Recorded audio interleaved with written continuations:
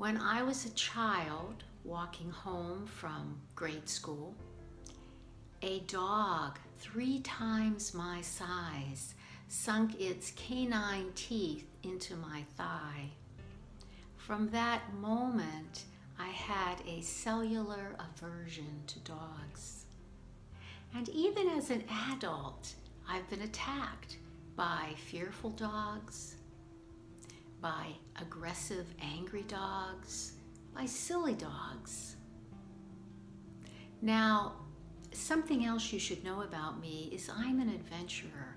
I love to travel, and I prefer to travel alone. Some years ago, I was planning a journey to India, and I imagined stray dogs everywhere. I did my homework. My Lonely Planet guidebook told me that 60,000 Indians die every year from rabies, from bites by dogs and monkeys. I called the public health nurse and she was sympathetic, but she said the vaccine for rabies was not available in Olympia, and when it did arrive, the military had first dibs and then the hospitals, and it was unlikely that I would be able to be vaccinated before I left on my journey. I read an article in Outside Magazine that a prominent Indian politician had lost his life to monkeys. He wasn't bit, but he was sitting on his balcony patio having breakfast, and the monkeys came down out of the trees and reached for his plate. So he beat them back with a stick, but he leaned too far over the railing and fell to his death. I decided I would only visit small towns in India.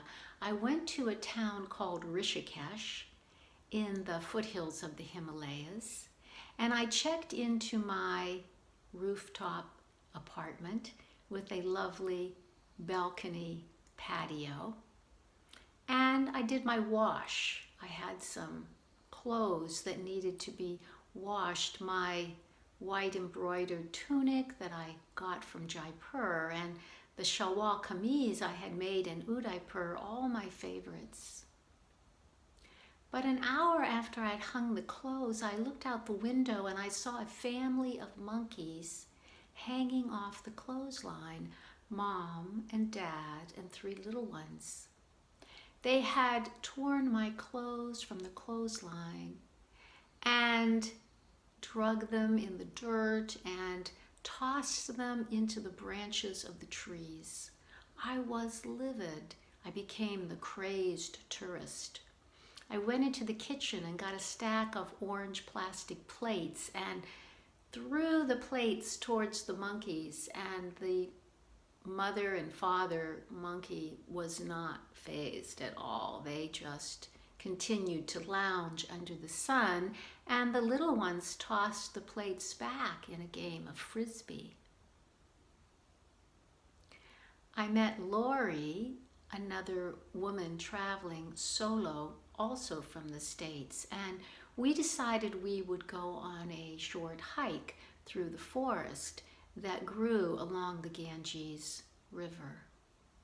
While we were talking, I noticed a large number of monkeys in the trees, maybe 30, and they began to climb down the trees and head straight toward us.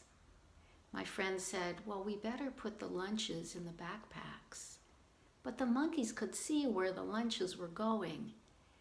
And these monkeys, when they walk on their hind feet, like they were doing, walking toward us, they are taller than I am.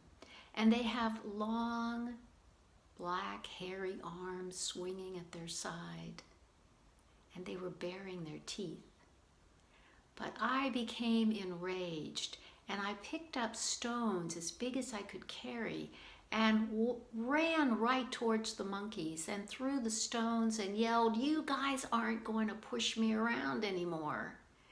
and they scattered up into the trees. And finally, I was fearless. Thank you.